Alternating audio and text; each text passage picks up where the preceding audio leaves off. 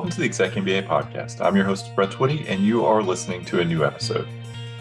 On this episode of the podcast, I'm excited to share a conversation with two students in our Executive MBA class of 2023, Matthew Vann and Rachel Smolkin. As you'll learn from this podcast, Matthew and Rachel are both journalists, and it was so much fun talking with them about their careers in journalism, how they decided to pursue an MBA, what led them to Darden, the impact of their time in the Executive MBA program, and so much more. I think you're really going to enjoy this conversation. So without further ado, here is my interview with Matthew Vann and Rachel Smolkin. Rachel, Matthew, welcome to the podcast. Thank you very much. With you. Well, it's wonderful to have y'all here. I will say the inspiration for this podcast, Matthew, I think it comes back to you. And you said, look, Rachel and I are both in this program. We have a lot to say about the value of an MBA for journalists. We got to get on the podcast. In so many words. Yeah, Brett, like how often do you have two journalists in an executive MBA program? And, you find out that you have like lots of mutual friends and colleagues in common, and you're also trying to, get through finance and accounting and, lead into your own reporting toolkit to figure out what's going on in some of these classes. So that's an opportunity you couldn't pass up, Brett. Brett, Totally. I remember you introduced Matthew and me our first week of the program, and I have been grateful ever since then to have Matthew to really experience all of this with me. Well, one of the things I really love about the Executive MBA program from a journalistic angle is that we've had a fair number of journalists come through the program. It's wonderful to talk to y'all today, but this is not isolated. We've had in most classes at least one, sometimes more journalists. A lot of that has to do with the Batten Media Scholarship that's available, that's out there and available to Executive MBA students who meet the requirements for that scholarship. But it's great to have y'all here on the podcast. So let's get into it. Rachel, how are you doing? How's everything? Well, everything's great, Brett. It's a busy news day here today at CNN, and I know Matthew and his teams have been really busy as well, and we are a few days out from our final week of the program. We'll be going back down to Charlottesville, and Matthew was just talking about how it feels like we've really come full circle. That's where we started, and we'll all end together there. Matthew, how are you doing? Oh, no, listen, I'm glad that we could be together with no breaking news right now. Knock on wood.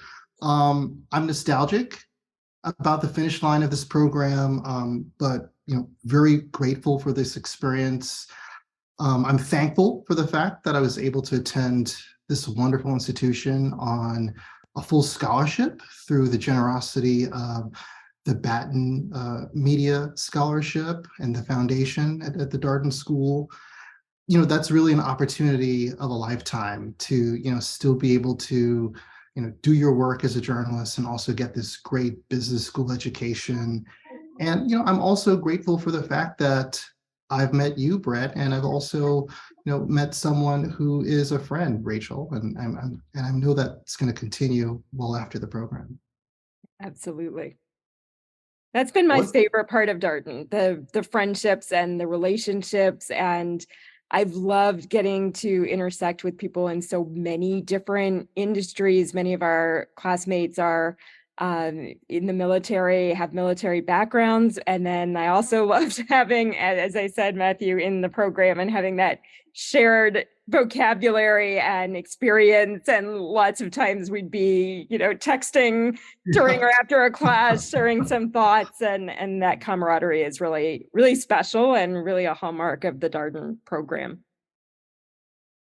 Let's just take a second to talk about where you are in the program. Our listeners have already put it together that you are at the very end of the program. You have one more course, Leadership Residency 2, or LR2 as it is known. You'll be in Charlottesville next week. I will be there as well, which I'm really looking forward to. This is one of my favorite weeks of the school year because we get to see you go through the application process, and it's wonderful to be able to see you at the very end of the program right before graduation, LR2, and just the full circle aspect of the experience. So, Matthew, how does it feel to be at this point? I mean, you've accomplished a lot, and here you are, right on the doorstep of graduation. How's it feel? I mean, if you asked me 2 years ago whether I'd be here at this point, considering all the breaking news that's happened in between, I'm also a dad of two young kids. I'm also a husband to my wife, who also works as equally of a career that I have in journalism. So if you ask me if I'd be here, I'd like, oh my goodness, I know I'm going to make it. I know how I'm going to do it, but I've done it. So this really feels like, an accomplishment that I'm proud of. And because I've done this, I know that other journalists can do the same. Yeah, I Rachel, how think does that it feel? that's exactly right. Since we're doing this for other journalists who might be thinking about this program, I will say for anyone who wants to do it, is interested to do it, but is scared of quants because math doesn't always, that's not always a strong suit for journalists. Brett, I remember I called you a few weeks before the program started and said, I just don't know if I'm going to be able to do this. And you said, you'll be fine. It'll be fine. So I think really getting over that fear, or at least maybe learning to live with it, is a better way to describe it, and just understanding, first of all, it's okay to ask over and over again for an explanation. My classmates have been so incredibly generous with their time and support. And we know as journalists, we can ask questions, but also I've been really lucky to be in a career that feels like a natural fit to me. Sitting in finance class and accounting class, that did not feel like a natural fit to me. That felt like a stretch, but just kind of knowing if you hang in there, you'll get it well enough. You might not master the balance sheet, but that's okay. You'll learn a lot more. You'll get the vocabulary. You'll get the overall concept. So I think that's something that's been really, really important to me as a takeaway from the program. Oh my goodness, Rachel. I mean, I feel you there. And I kind of feel like I was also working the classroom in those breaks, kind of like getting a sense of, hey, how are you understanding this? Like, help me understand like what's going on here with this balance sheet or this income statement, this statement of cash flows. And I feel like, leaning into who you are, even if you're not a journalist or you're coming from a different industry, that's going to be a big thing that you're going to need to be able to do to, navigate this program successfully. So let's talk a little bit more about who you are. Our listeners are starting to put it together. They've at least established that you're journalists and you're second year Executive MBA students. But Rachel, tell us more about you. Who are you and what's your background? I'm the Senior Vice President for Global News for Digital at CNN. So I oversee all the digital news teams. I run the Politics in Washington team, the national team, breaking news, international, including our teams based in London and Hong Kong.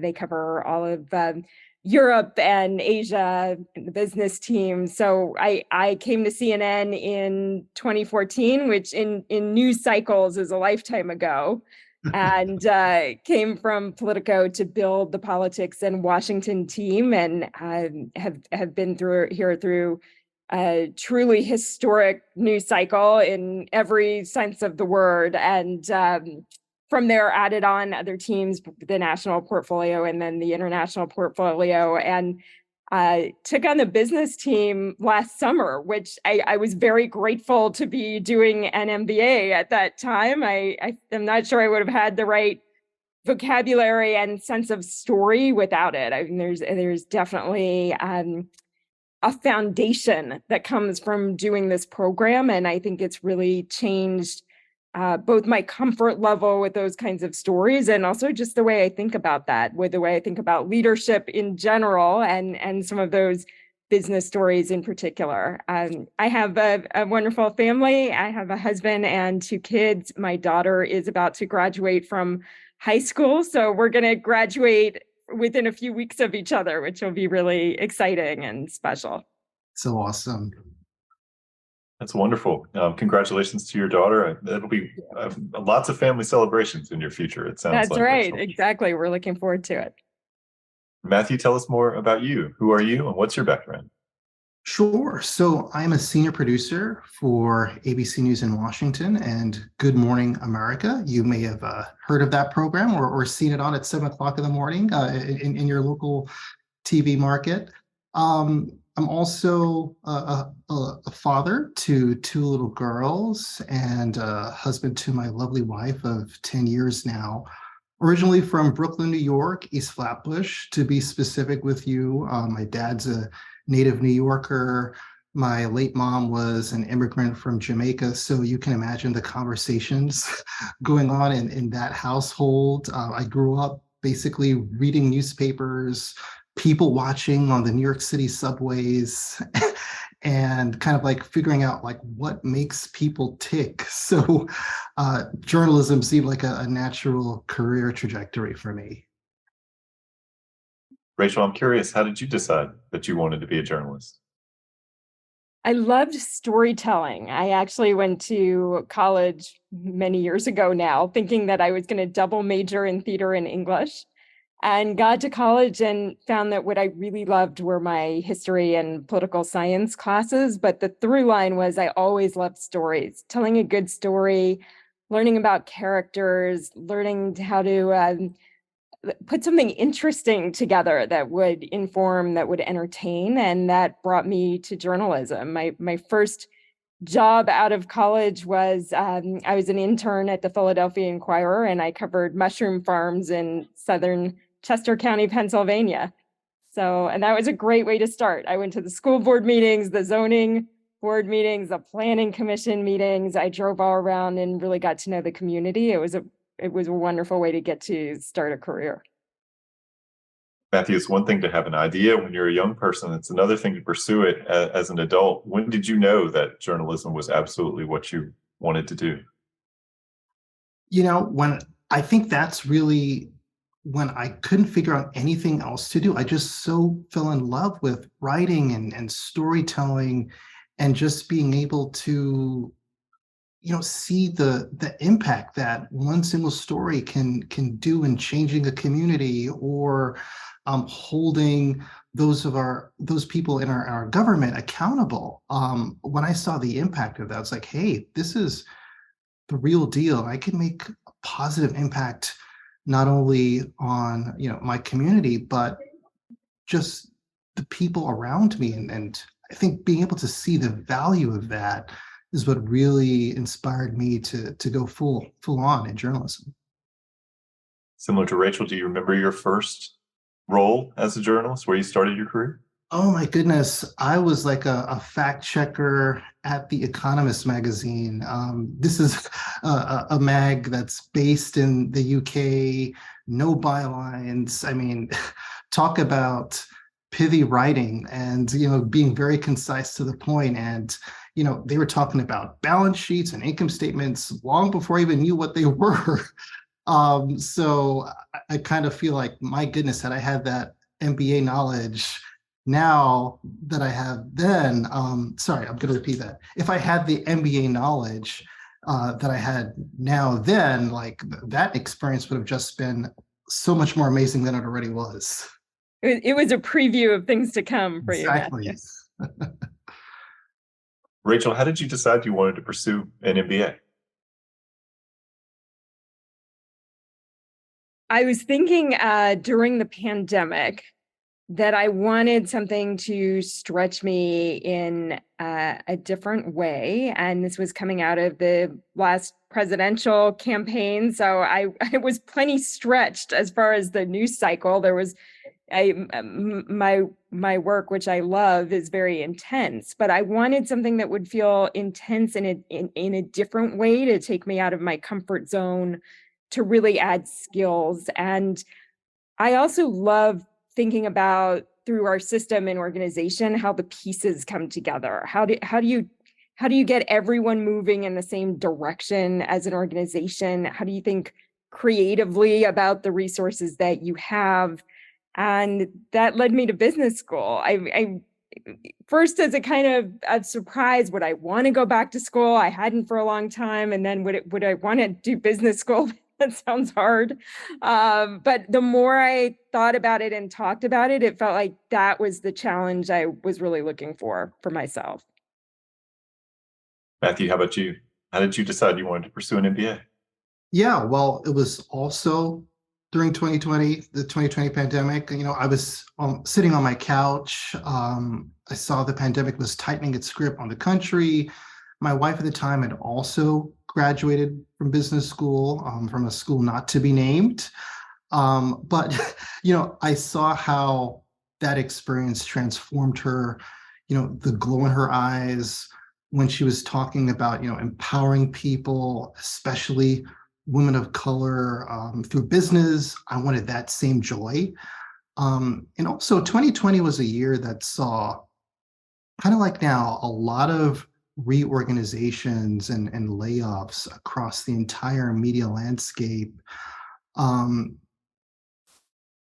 And that situation is oddly enough back again. And so I just began thinking about what I could do to ensure the future of journalism and of a profession that I care so much about. And I began thinking about the business side of news and news gathering.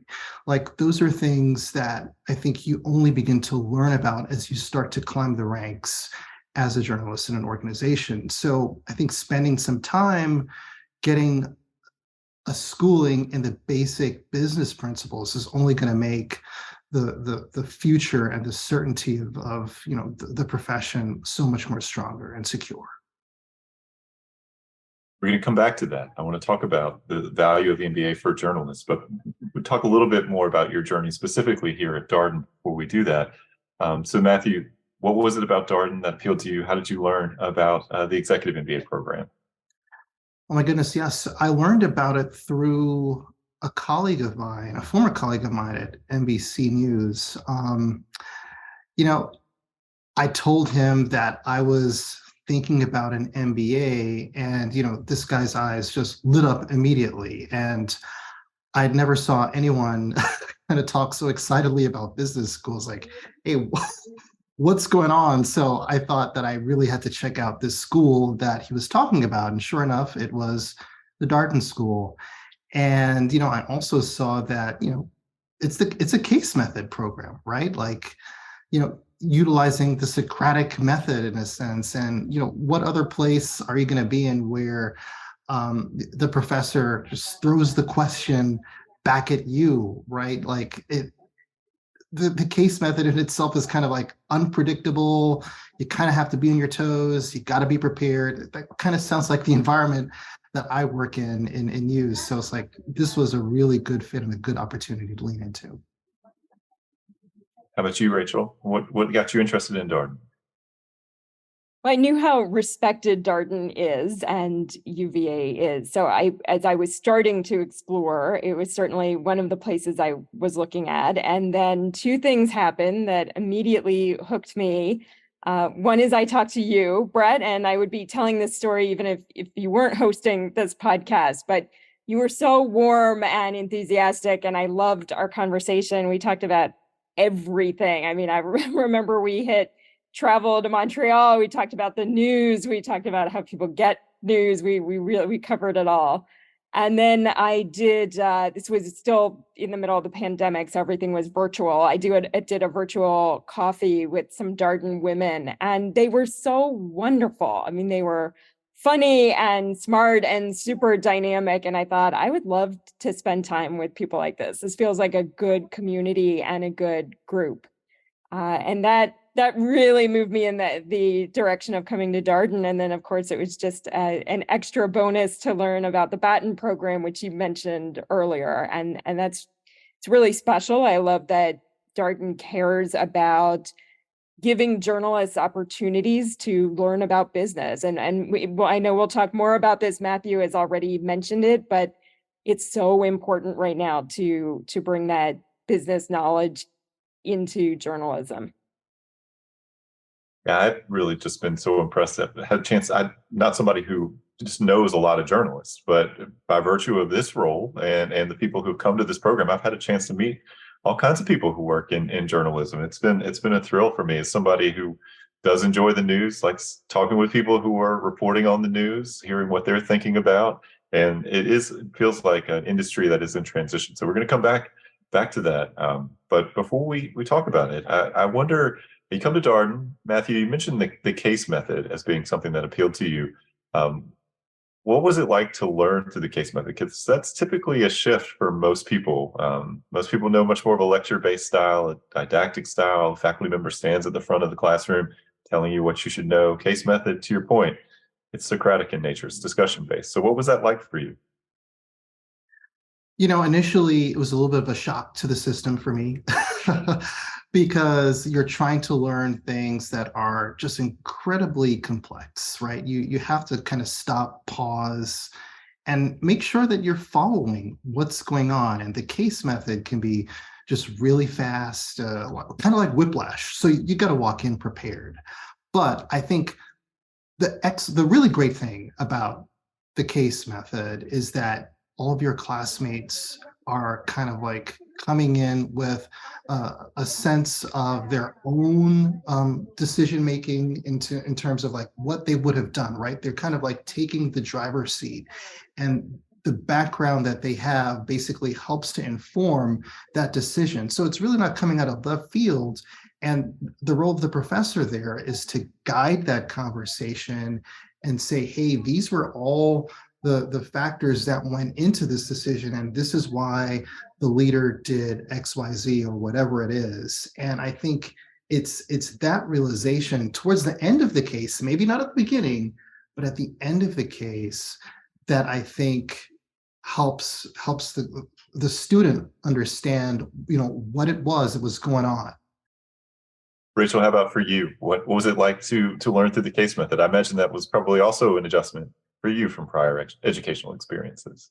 This is going to sound funny, but actually the hardest adjustment for me was learning how to raise my hand and wait to be called on. It's and the opposite of how a newsroom works, where it's just this freewheeling environment and everybody is jumping in. And I hadn't been back to school in a pretty long time, so that was the adjustment. I liked the case method because it felt closer to the work that we do, in that it's messy. There's often no one right answer. You've really got to consider lots of different angles, perspectives, aspects of the case. So I like that. I like that it took the discussion deeper. I mentioned my quant anxiety early on, and I think one thing that was so helpful to me was to realize, yes, you really do need to come to class prepared. That's a given, but you don't have to come to class with full mastery of the material, and you can add value to the class by asking questions based on your preparation. And early on, classmates would comment that I was comfortable asking questions, which made me laugh, because I mean, that's what Matthew and I do for a living. So I would feel like, yes, question, that part I'm good on. I can ask a question, knowing what I'm supposed to do on this line of the debt or equity column, a little shakier, but the questions, that's fine. So it's Matthew and I were talking before about people really bring their own value and experience to the program. And I think the case method is a great way to do that. You can show up, especially in the Executive MBA program, by drawing on your own experiences and really bringing that to class, as well as the case that's in front of you. Your point about not having to have full mastery of the topic when you show up for class is a really important one. I think that's a big adjustment for students, particularly given the prospect that they're going to be called on. But you do learn, like you need to have prepared, be ready, have something to contribute, to be able to add to the conversation, certainly. But the faculty do not expect you to have everything figured out exactly 100% before you show up. So you come as a brand new first year student here at Darden. Rachel, you'd mentioned you hadn't been in school for a while. You're going back to school. What was the adjustment like for you?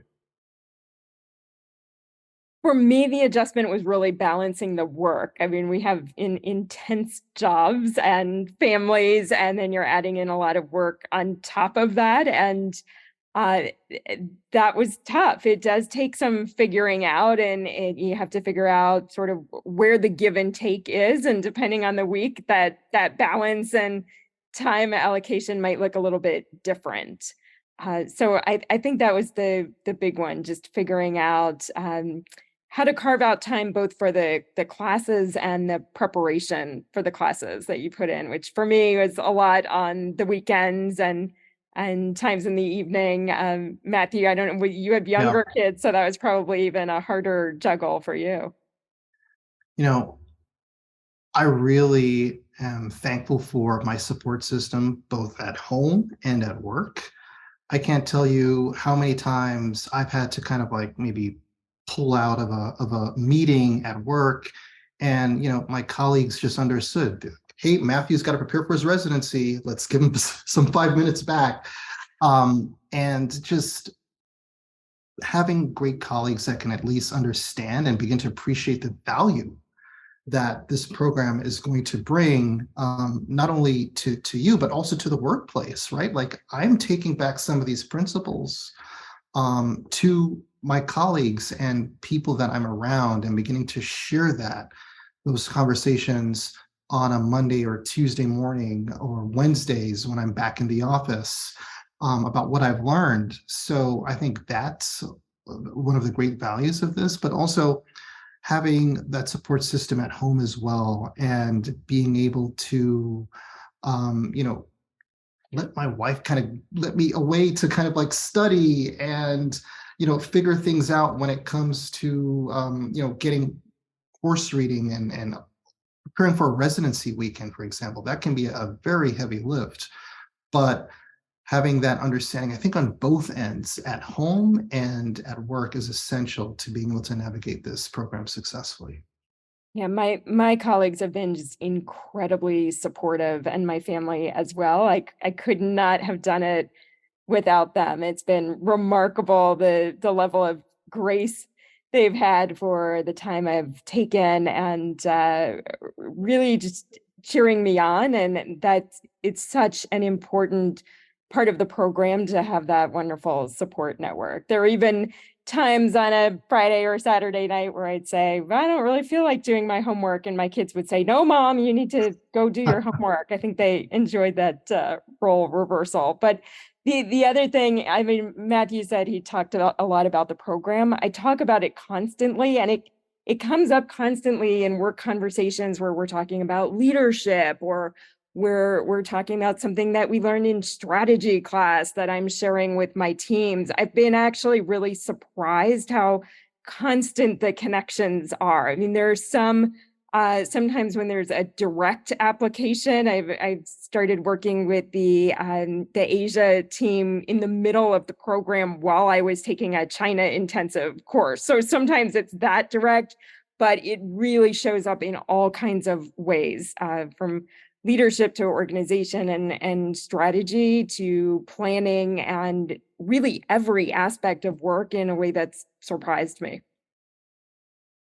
I'm curious, when you tell people that you're in an MBA program, you talk to other journalists and say, what are you doing, Rachel?" Well, I'm actually enrolled at Darden's Executive MBA program. I'm doing that in addition to all the things I do at CNN. What's the reaction that you get from people? People have been so supportive. I mean, a lot ask me about time management. To the conversation we just had, how do I juggle? How do I find the time? A lot are interested. I mean, I've been also a bit surprised to hear how many people are considering it for themselves, and I think that's terrific. If anyone is listening who's thinking about it, I say go for it. I've learned a ton from the program. Matthew, your colleagues, similar reactions, or when you talk to other journalists and they say, "Gosh, Matthew, you're doing an MBA? That's awesome." What do they say? I would say time management, number one. A lot of people are amazed at, how I'm able to kind of come prepared for a rundown meeting after kind of like using the last midnight fuel to submit a final exam or prepare for a final exam. So I would say time management, number one. And I might also get some questions about, well, hey, what are you hoping do with this. And for me, it really comes back again to thinking about the future of journalism. Like, we're in an uncertain time right now. I mean, I remember Vivian Riefberg's class on leading under uncertainty, and this right now is one of those times. So just being able to have conversations about what we need to be thinking about to prepare for that and navigate that uncertainty is kind of like what I always bring the conversation back to. Well, let's talk about that a little bit more. Both of you have mentioned that this industry that you work in is in transition. There's uncertainty. Where do you see, Matthew, the value of an MBA for journalists, given all of this context? I would say a number of things. The first is really kind of like strategy, right? Being able to think critically about what the options are in a time where there's lots of advertiser reluctance to, support our own business models across, TV news organizations right now. Like, it's no surprise, there's been a big cutback with the recession. So what are some of the other options that we could be pursuing? Being able to think with that kind of perspective, and given the education about what you would do, like what are the scenarios that you want to prepare and plan for, I think that is the value already that it's providing for me and my colleagues when I have some of these conversations. Additionally, I just think, really strong leadership skills.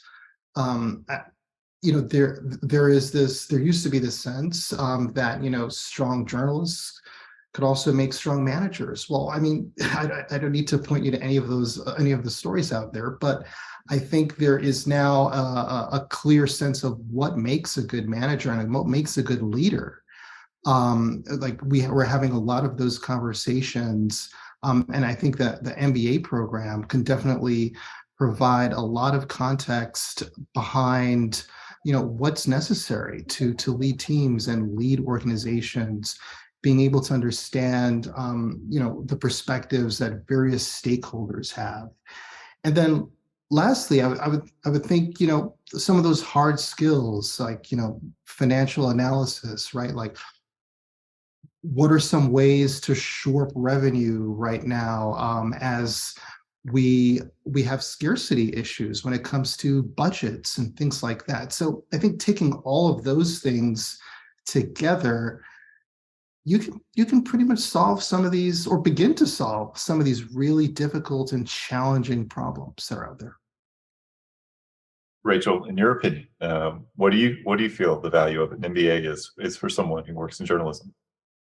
Matthew really nailed it. I would put it in three buckets. They're very similar. I would start with leadership for anybody who is in leadership or aspires to be in leadership or is fascinated by it, maybe would write about leaders. I think Darden's leadership and general management focus is really helpful in that area. And I learned a lot. I appreciated both the research base and the practical base. We had classes like defining moments, or what would I have done differently, where you're really listening to people who are leaders in their fields and industries talk about very difficult decisions they made and how they got to the answer, and then reflect in retrospect on how they would have handled it differently or what they learned from the experience. And I found that incredibly valuable. So that's number one.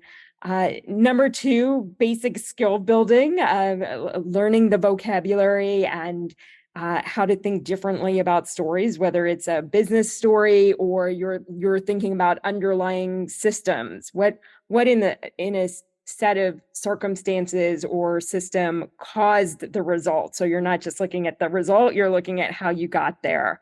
That was a big focus. Again, going back to the general management focus and what you learned. And the third, as Matthew said, is where is the industry going? I just did a final paper for Transforming Societies about local news and the difficulties in local news and the news deserts in so much of the country that doesn't even have one major paper or one weekly in some cases. There are just big gaps in coverage. And how do we think about that? And who is put at a disadvantage when that doesn't happen? We've seen so many cuts in newspapers throughout the industry. Even big metro dailies have really cut back. And those are the places that still have newspapers. So parts of the country just don't have access to the kind of information that is a foundation of our democracy. And what do we do about that? And beginning to, again, think about the systems that got us there and how we move forward with any kinds of next steps to try to solve that. So many interesting issues related to the industry. And I can imagine an MBA being in the space, asking all these big questions about yourself, but also gaining all these skills and being around such an interesting group of people. Rachel, what has it been like? I mean, you and Matthew are in the class, but it's not like you're surrounded by journalists in your classroom. So what's it been like to be in a room full of people who do something different than what you do every day? That's been one of my favorite parts of the program, getting to hear about people's experiences in different industries, and just spend time with them, get a sense of them. I've been so impressed with many of my military classmates, in particular, their passion for leadership, hearing how much they care about inspiration as part of leadership, which sometimes inspiration can be lost. It's very important that we don't lose that we keep that at the front of how we're talking to our teams and how we're thinking about reaching our audiences. So I love those parts of the program that put us in touch with lots of different people. And it's something especially wonderful about the executive program, because you have people who mostly have been working for a few years, some in some cases have done different kinds of jobs, a few phases of their careers, or thinking about the next phase. And that's a really special time to be with people who are thinking about really not only their own career paths, but how to tackle some of these bigger issues in society, and how do we make a mark? How do we do some good in the world? Matthew, what's it been like to be in a room full of people who are not journalists? They're doing other things with their day-to-day lives. It's refreshing, not to be on a deadline, and just getting people's honest, candid thoughts about situations. So I did a lot of coverage of the COVID-19 pandemic in 2020, and after having conversations with several of my classmates who are doctors, I can now begin to appreciate some of the complexities in terms of getting vaccines distributed, or getting folks tested in a reasonable amount of time. There were supply chain challenges, there were operational challenges within hospitals. And now, having had classmates who are doctors and have worked in this field for a considerable amount of time, I can begin to appreciate and understand the difficulties in dealing with the pandemic in and of itself. And I would say, that goes across a number of different fields. I mean, you can walk into this program with lots of preconceived notions about what other people do, but just being in their space, spending time with them, and just getting to know them and what they do is really eye-opening. This may be an impossible question. I'm sure there's many things that may come to mind, but do you have a favorite memory, Matthew, from your time at Darden? Something that jumps out from this roughly 21 months you spent? Oh boy. Classroom aside, I remember being on our global residency to Seoul, South Korea, going through a South Korean fish market with a few classmates, and trying some of the delicacies there that I probably would not have tried back home. I think that was really an indelible memory that I'll walk away from this program with. And just taking that in with some classmates who are now really great friends. That's a really awesome memory that I assume won't forget. How was that global residency generally? I think originally maybe the plan was to try to go to Japan. Japan was difficult to get to, shift to South Korea. Do you have a good time? That's right. I mean, you're absolutely right. It came, I think maybe the shift in the program to South Korea came not too long after, the Japanese Prime Minister Shinzo Abe was assassinated, unfortunately. But still, South Korea was an awesome place to go.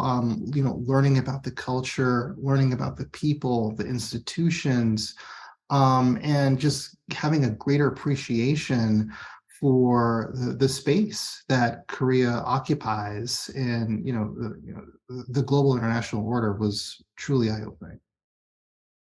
Rachel, same question for you. Do you have a favorite memory from your time in the program? I'm gonna go with the global residencies too. And I did the global executive MBA program. So for anyone who has an opportunity to travel, take it. Those were the highlights of the program for me. Lottie Carr, who runs that program, is wonderful. So my favorite memory is from Argentina. We're in Mendoza. It was my first time to visit Argentina, and it was our final night of the program. And we went to an asado. It was a barbecue in the mountains. It was stunningly beautiful. And the food was great. And yes, the wine was also great. And we were with this terrific group of people. It was a very tight-knit and collegial group on that trip. And I remember standing there with my red wine, looking at the mountains. It was this perfect night. It was a little chilly, but just beautiful, crisp air, and thinking, I can't believe I get to do this. I'm so lucky and so blessed to have this moment. I learned tons on the trip. I came back with some story ideas and new understanding, and it was just a really, really special moment. Tell us, you mentioned Argentina. As a Gemba format student, you had 4 global residencies. So where else did you travel? I did. One was the virtual China class that I mentioned. So that one was actually, it overlapped with the start of the war in Ukraine. That was a very busy time period. But I also traveled to Finland and Estonia, and getting to go to Tallinn during the war in Ukraine and seeing how much passion the people in Estonia had for the Ukrainians was really powerful. Just getting to see that, to see all the signs up in the city. And then I just got back recently from Vietnam, which was also a first experience for me, and learned tons on that trip. Another really special experience. And you spend the day going to businesses, so you really get a sense of the business culture and climate. That's the focus of the trip. It is part of the MBA program, but going, you also get to experience the food and the culture and spend some time walking around the city. And if you can take a day or two before or after to just more fully experience the place, I really recommend that as well. You're right. The global residencies, they're action-packed, very full schedules. We oftentimes do a session for the incoming class where we show the itinerary from a couple of the recent global residencies. I think people very quickly realize I'll have activities from like basically 8 or 9 a.m. until maybe like 6 o'clock at night all these days. And yes, you do have some evenings off, but yes, so much going on. To Matthew, wonder, you're at a point in the program now where I think it's very common for students to look back and take stock, think about who they were before they started the program, where they are now as they are basically at the end of the program. What's been the impact of your time at Darden for you? I would say it's really expanded my thinking in terms of, what a leader can be and what a leader should be. I think, it's very easy to kind of like define leadership as one specific thing. But, my time at Darden, just going through all the different cases, being able to, understand why one leader made one decision and then someone else did something completely opposite. I've just been able to get a sense of like what some of those best practices are, and why someone might decide to do something that you're having some real serious doubts about. But at the end, in the long term, you're beginning to appreciate just the value of those decisions. So I would say it's definitely, been eye-opening for me. And also I've got a chance to lean into something that I probably, would not have been doing, and looking at statements of cash flows and balance sheets, and doing M&As, having conversations about M&As, right? Like, I think that is just all substantive, tangible information that I know that I can take anywhere. Rachel, how about for you? What's been the impact of the program? The program has expanded my thinking in lots of different ways, from giving me a greater sense of what's possible to how to navigate a current environment or just think about a situation differently. I should definitely not be the person calculating the weighted average cost of capital, but Whack, it's called I know whack. what that is now, right? And I can ask some questions about it. I think we were talking about asking questions and comfort in asking questions. And I think the program gives us that comfort to have some frameworks to draw on in guiding us through and asking questions, no matter what the situation is, whether it's something we're familiar with or something we're completely unfamiliar with. We have that foundation, and Darden really heavily emphasizes frameworks and lenses and ways of approaching problems. And I think that is definitely something that I'm walking away with in terms of the classes. And I think beyond that, there's a wonderful network of support that will stay, I think, forever. Just a great group of friends, a great group of people and professors who we'll keep in touch with. We have already started some conversations about, do we keep that travel going as a group maybe once a year after the program, so we have those experiences? And I know we'll continue those conversations. Well, last question here. Rachel, I wonder if there's a piece of advice that you would offer for our listeners, something for them to keep in mind as they go forth on their own MBA journeys.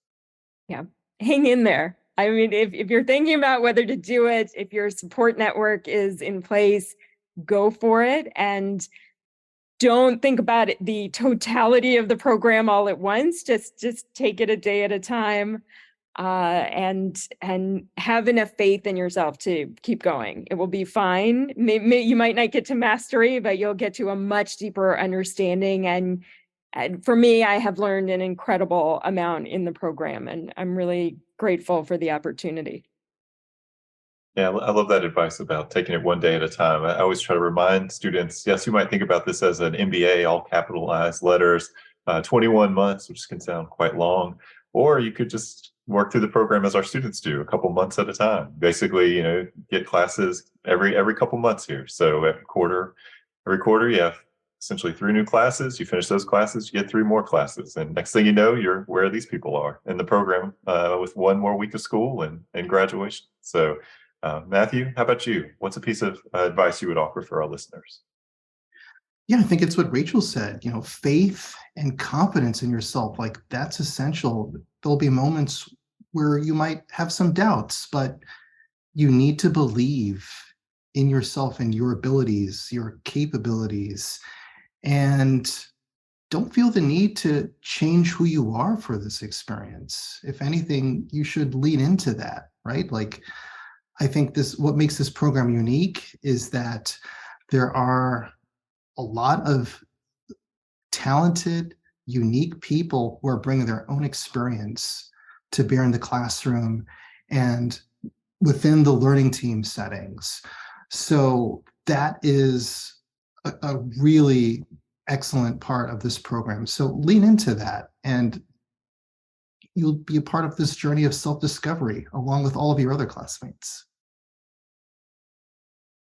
Matthew, Rachel, I want to thank you for coming on the podcast. It's been so much fun catching up with you. And I can't underscore this enough. This is truly one of my favorite times in the program. Starting school is a wonderful time, welcoming a new class, but there's something really magical about spending time with second-year students who are as far along as you are right here on the threshold of graduation. I'm so happy for you and your classmates. Can't wait to spend some time with y'all in Charlottesville next week. Congratulations again.